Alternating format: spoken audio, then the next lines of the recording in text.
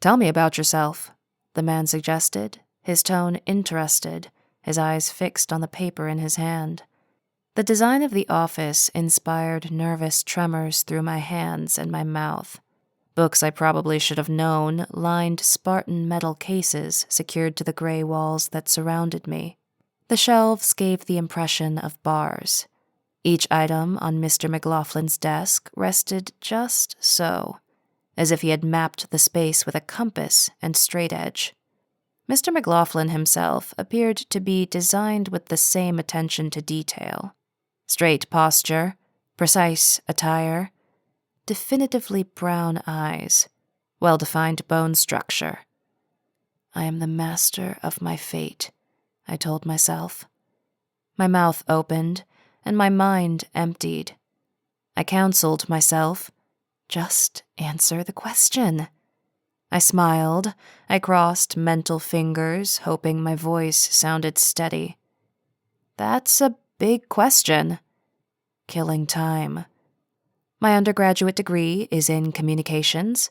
I have always been interested in marketing. I am fascinated by how consumers interact with the market and drive innovation. He looked up from his paper and nodded, then jotted down some notes. I felt encouraged. My slightly internet-enhanced response pleased him. Mr. McLaughlin continued the interrogation. Right now, you are cleaning houses. Why aren't you working in a field that aligns with your training? Oh, no. My resume condemned me. The momentary flare of promise burned into a discouraged cinder. I held my smile, the confidence that shone through entirely fabricated. I said, I'd wonder that too, if I were you. I've struggled to decide what's next for me. To be honest, house cleaning is more lucrative than you might guess, so I don't need a change for financial reasons. Lie. I want my next step to be the right one. When I saw this opportunity, I knew this is something I can grow with, a company that I can represent well, and an opportunity that aligns with my values and my goals. That's why I'm here. He smiled. I relaxed, fractionally. Tell me more about that. How do you feel we align with your values and goals? I'd prepared for this question, memorized a genuine response in the hopes Mr. McLaughlin asked. I'm glad you asked that, I began. Our eyes locked.